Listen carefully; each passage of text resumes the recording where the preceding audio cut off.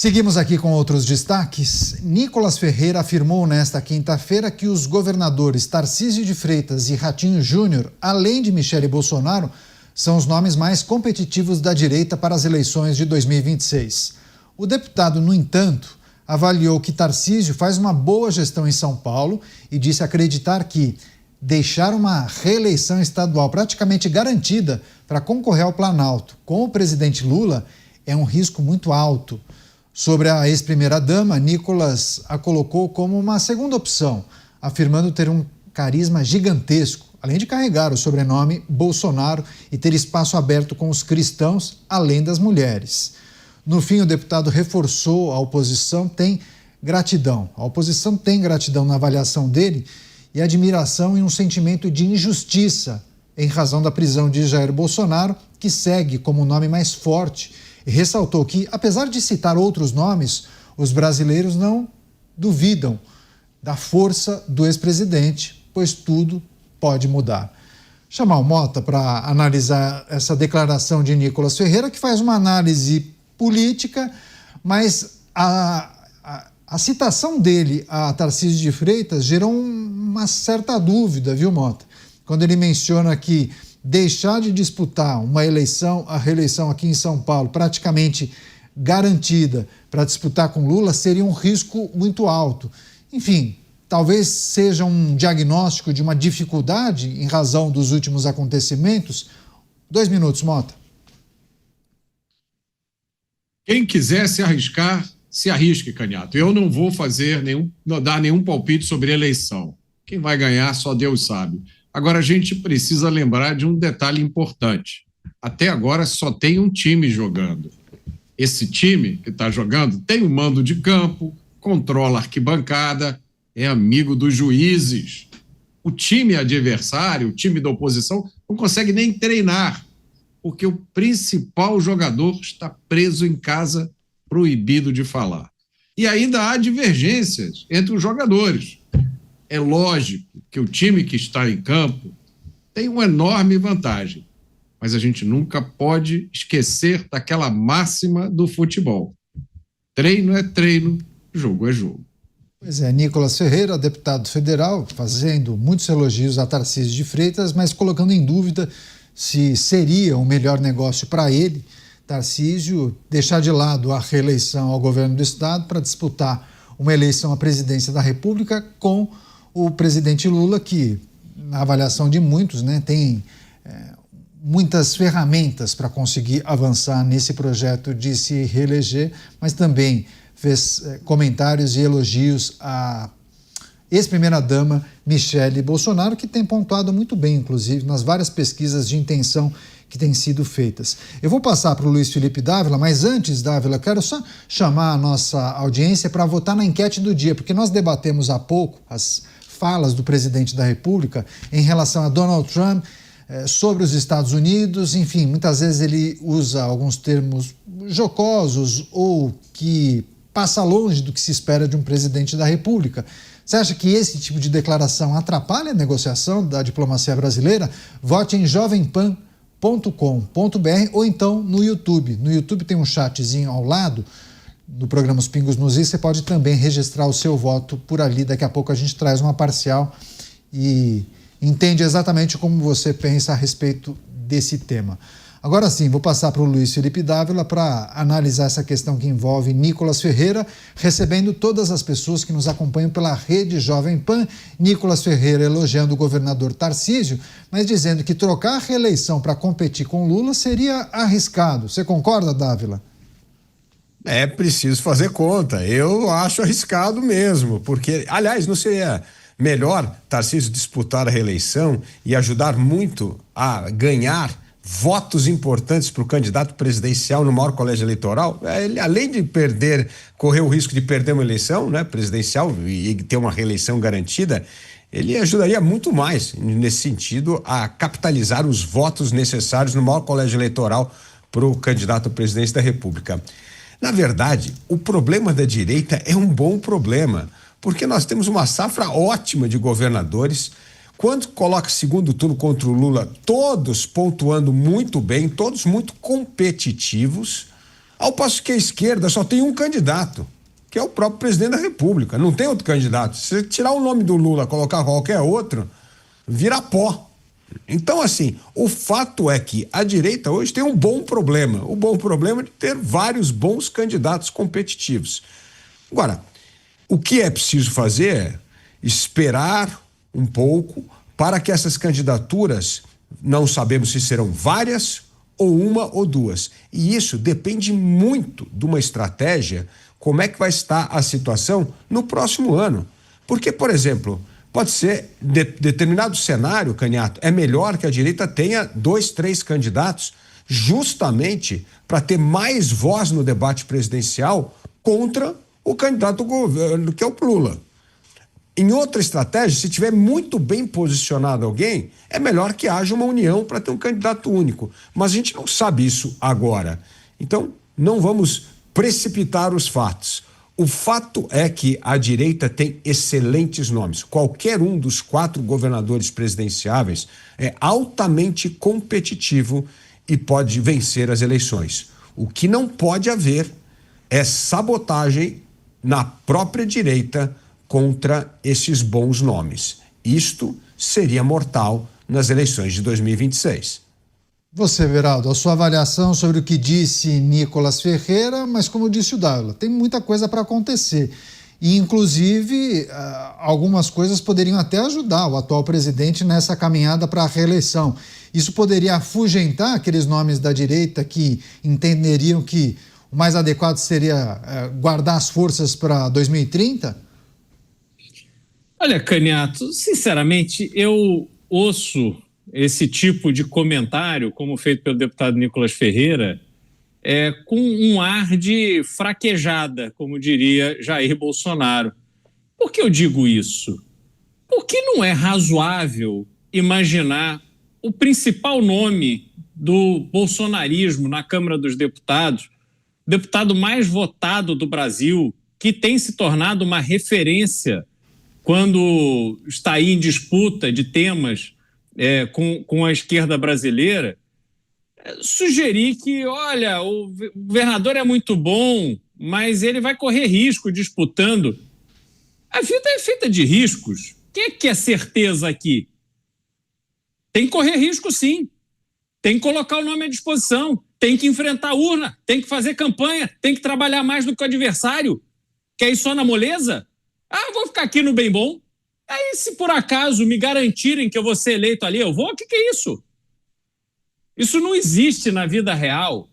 Talvez seja esta equivocada impressão de que a popularidade e um número expressivo de votos que obteve nas suas eleições até aqui, uma para vereador de Belo Horizonte e outra para a Câmara dos Deputados, coloque as coisas numa perspectiva de garantias. Me desculpe, não há garantias.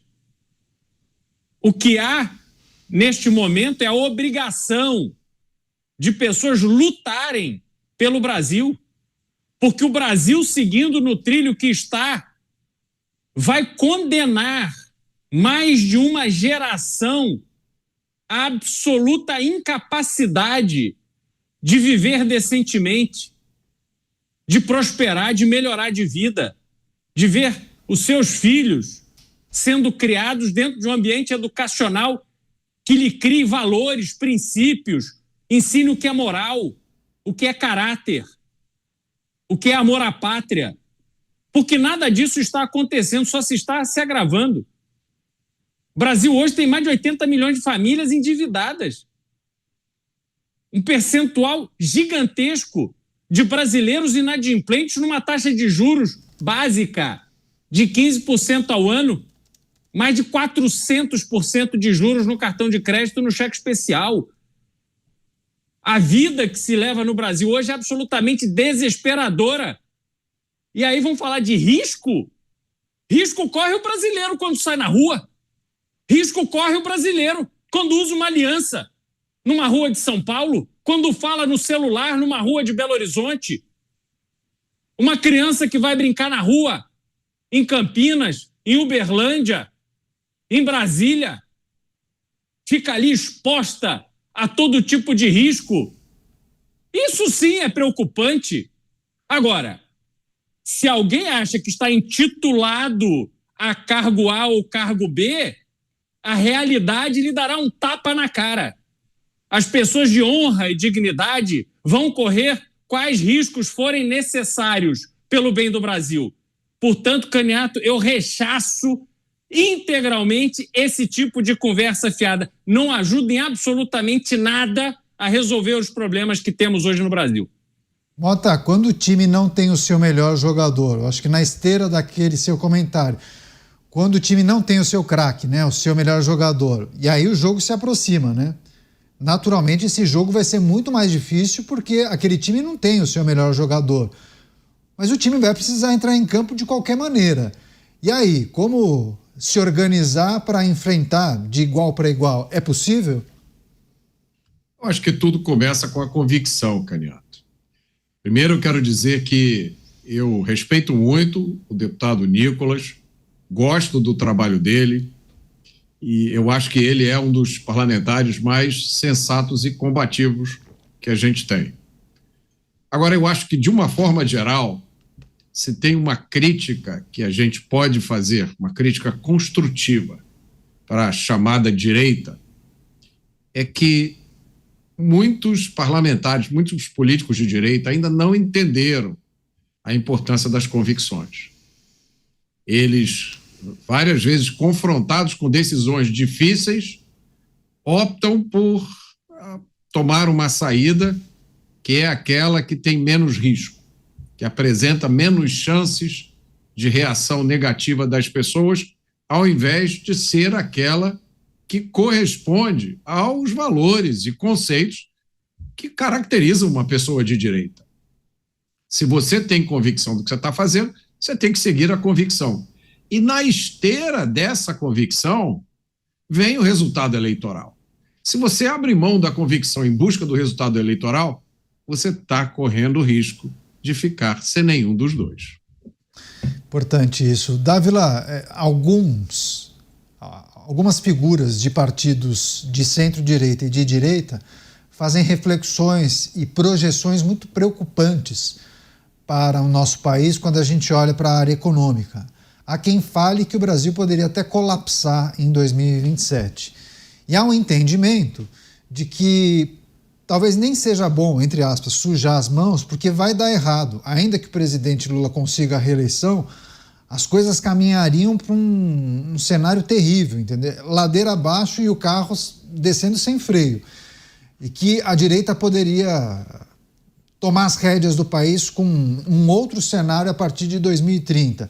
Você ouviu alguma coisa a respeito, Dávila? Você acha que a gente consegue conectar essa tese a esse posicionamento de Nicolas? Eu não quero usar a palavra medo, mas talvez um certo desânimo com a maneira como as coisas estão organizadas? Caniato, o Brasil não aguenta até 2030 se tivermos a reeleição de Lula. Esse é o ponto. O Brasil vai estar numa situação deplorável, desastrosa, na pior situação da sua história, desde a sua independência. Essa é a verdade. A coisa que mais hoje me gera indignação é a apatia da sociedade civil e principalmente das associações de classe. O silêncio das associações como Fiesp, Fierge, Associação Comercial, Febraban, é um absurdo, porque eles sabem exatamente qual é o futuro desastroso do Brasil a partir de 2027, se esse governo é reeleito. Não dá para ficar omisso, apático ou apenas manifestar a indignação em rede social. É preciso agir, alertar, mobilizar. E eu estou dizendo de associações de classe porque não é para ter algum tipo de heroísmo individual, que nós já vimos como isso acaba mal para a pessoa e para o seu negócio. Mas as instituições têm de agir, têm de reagir, porque elas sabem a gravidade da situação dramática do Brasil neste momento. Seria uma traição ao país e às próximas gerações manter-se omisso e apático quando o Brasil caminha rumo ao precipício. É o precipício que vai começar pelo precipício fiscal. O precipício fiscal degenera ainda mais as instituições, aumenta o autoritarismo e o populismo. É um filme que nós já conhecemos e ele tem um fim desastroso. Por isso, é hora dos cidadãos de bem se mobilizarem, não individualmente para se tornarem mártires, mas com a força, a infantaria dessas associações de classe, dessas organizações que têm voz, têm poder e têm influência. Se omitir neste momento é um crime contra as gerações futuras. Pois é, deixa só para a gente talvez encaminhar essa discussão para o final, mas conectar a pauta anterior a essa e talvez um certo receio de algumas figuras da direita. Beraldo, nós falávamos sobre a reunião que será realizada pelos integrantes da diplomacia do Brasil e dos Estados Unidos. A depender do resultado dessa reunião, reversão da medida tomada pelos Estados Unidos, isso mexe, inclusive, com os cálculos eleitorais para as eleições de 26? Você acha que pode ser determinante o que acontecer? Inclusive, deixando muitos com aquela percepção, agora já ganhou? Não, eu acho que esse clima do já ganhou, ele vai se consolidando à medida que nós ouvimos declarações como essa feita por Nicolas. Quer dizer, claramente uma posição de covardia em relação à candidatura à reeleição do presidente Lula. Isso é inaceitável. O clima de já ganhou não se dá pela força do candidato do PT. O clima de já ganhou se dá pela omissão e covardia demonstrada pelos atores da direita brasileira. É isso que é inaceitável. Portanto, se você olhar do ponto de vista concreto, Caniato, não há realizações deste atual governo para se justificar um clima de euforia. As pessoas estão mais mal remuneradas, no sentido de que houve perda do poder aquisitivo, as pessoas estão extremamente endividadas e essas dívidas sujeitas a uma taxa de juros muito maior, porque a trajetória da taxa de juros tem sido crescente. As pessoas estão inadimplentes porque não estão dando conta de honrar as suas obrigações. A qualidade da educação brasileira, ela está caindo. A violência só tem aumentado, o crime só tem aumentado, antes que o Mota me corrija, a criminalidade só tem aumentado. Nós não estamos vendo uma melhora concreta. Portanto, não há discurso que subsidie esse clima de já ganhou. A única forma, repito, de se criar esse tipo de situação no Brasil é com base na atitude, sobretudo dos partidos do Centrão, que ao observarem o fortalecimento de Lula e perceberem que o governo está fraco precisando do Congresso, como precisou do Congresso para aumentar os tributos agora, essa semana, e aí ficou aí todo ofendidinho, porque se percebeu que não dava para colar essa história de ficar aumentando imposto sem parar, como o governo está fazendo. Então o governo é escravo do Congresso, é escravo dos partidos do Centrão, e o Centrão tem muito mais a ganhar se aliando a um presidente fraco do que tentando fechar um acordo para apoiar um presidente que naturalmente seria forte, como é o caso do Tarcísio de Freitas. Então, Caniato, o desenho ele é o oposto do que se parece. A relação com os Estados Unidos, ela vai ser usada por esse governo que está na sua campanha de reeleição, independente dos resultados. Se houver reversão das sanções impostas, suspensão de visto e etc., será por intermédio e articulação deles. Se não houver nada disso, se houver o agravamento dessas sanções, será um atentado contra a soberania brasileira e este governo do PT que está defendendo o Brasil diante do imperialismo norte-americano. Então, eles já estão com o discurso pronto. Agora, o que nós não podemos deixar é que internamente esse tipo de percepção leve à covardia daqueles que têm que lutar e morrer. Porque quando você vai para a guerra, você vai para viver ou para morrer. Só que você tem que morrer de cabeça erguida lutando por aquilo que você acredita. E não ficando em casa, não vou não. porque o meu opositor está muito forte. Sinceramente, a política não é para esse tipo de gente. Várias mensagens. A Mara Larissa parabenizando o Beraldo, dizendo que concorda com a reflexão dele. Ela acha que o Nicolas, na modesta opinião dela, foi infeliz. E ela dizendo que é bolsonarista, mas a direita não pode aguardar mais para decidir e entrar num consenso. Mara Larissa, obrigado pela mensagem, viu, Mara? E várias mensagens aqui apontando figuras que a nossa audiência entendem como fortes para disputarem o pleito em 2026. Então eu vou fechar com Dávila essa. Dávila, tudo bem, vamos entrar nessa análise do Nicolas Ferreira.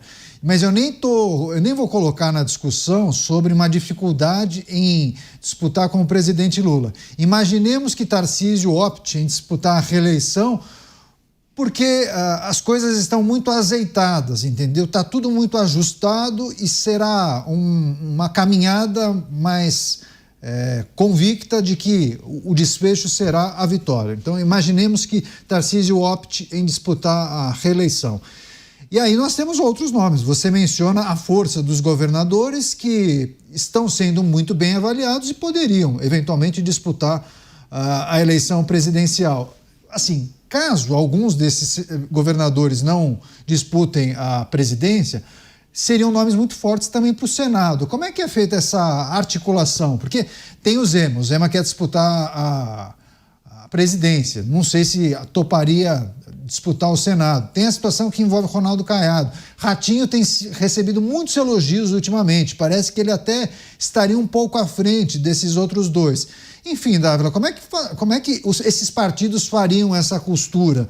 Daria para buscar uma unidade ou você acha que o caminho seria optar em dois nomes aí, um mais de centro-direita e outro mais à direita? Depende como vai estar a fotografia em abril, março do próximo ano. Porque abril é a data de renúncia que, se Tarcísio de Freitas for candidato à presidência da República, ele precisa renunciar ao governo em abril. Veja só porque o risco, né, Beraldo? O Beraldo sabe disso muito bem. Ele tem que renunciar em abril o governo, ele tem que ficar 4 meses na moita, em sabático, ele não pode falar uma única palavra sobre política, porque senão falar que ele está fazendo campanha antecipada.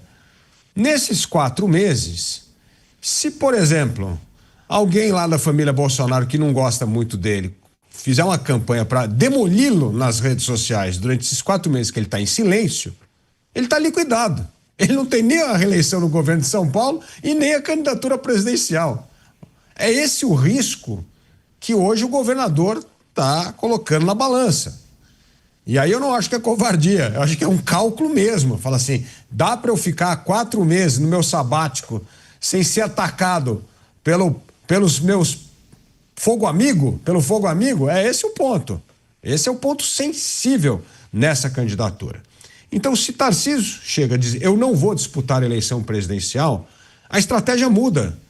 Porque aí você não tem nenhum outro desses, hoje, né? Esses candidatos que são os governadores, destacando, despontando muito à frente dos demais. Aí é importante que saia mais de um, justamente para poder ter mais volume neste embate com o presidente Lula.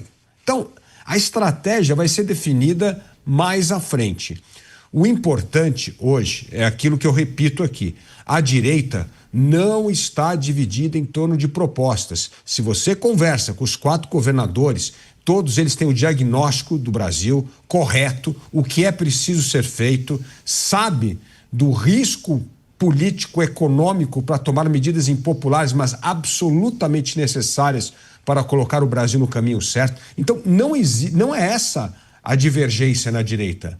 A divergência na direita continua sendo a história do personalismo de alguns que querem se colocar acima dos demais. É outra história. Então, eu entendo que hoje existe propostas coesas e agora a estratégia de um candidato ou demais vai depender sim desse fator Tarcísio de Freitas. E essa decisão é do governador e deverá ser tomada ou na virada do ano ou um pouco antes de março, porque é quando ele precisa dar o sinal se ele vai sair ou não do governo do estado de São Paulo. Hoje, este é o cenário. Pode mudar? Pode, mas hoje a fotografia é essa. Se Tarcísio for candidato, tem mais chance de unir. Se Tarcísio não for candidato, a melhor estratégia é que mais governadores disputem o pleito para aumentar o volume e a coesão dessa estratégia contra Lula na eleição de 2026.